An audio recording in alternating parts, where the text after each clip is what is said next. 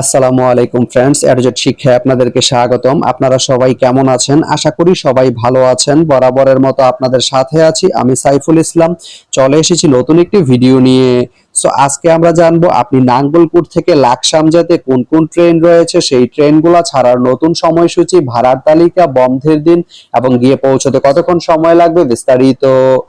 আমি যদি আপনাদেরকে প্রথমে ভাড়ার তালিকাটা দেখিয়ে দেই, আপনি নাঙ্গলপুর থেকে লাকসাম যেতে শুভন নরমাল যে সিট এর মূল্য পড়বে ৪৫ টাকা, শুভন চেয়ার সিটের মূল্য পড়বে ৫০ টাকা এবং এফ চেয়ার বা এফ সিটের মূল্য পড়বে ১০৪ টাকা।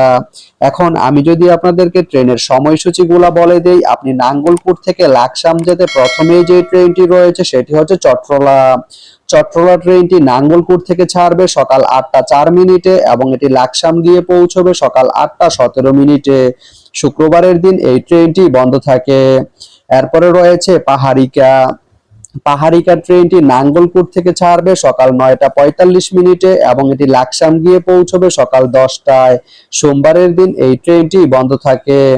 এরপরে রয়েছে সাগরিকা। সাগরিকা ট্রেনটি নাঙ্গলপুর থেকে ছাড়বে সকাল ১০টা ৩৫ মিনিটে এবং এটি লাকসাম গিয়ে পৌঁছবে সকাল ১০টা ৫০ মিনিটে। এই ট্রেনটির কোনো অফ ডে নেই।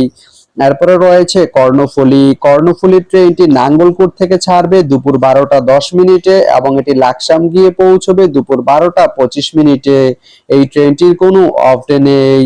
এরপরে রয়েছে মহানগর এক্সপ্রেস। মহানগর এক্সপ্রেস ট্রেনটি নাঙ্গলপুর থেকে ছাড়বে দুপুর ২টা ২৬ মিনিটে এবং এটি লাকসাম গিয়ে পৌঁছবে দুপুর ২টা ৪২ মিনিটে।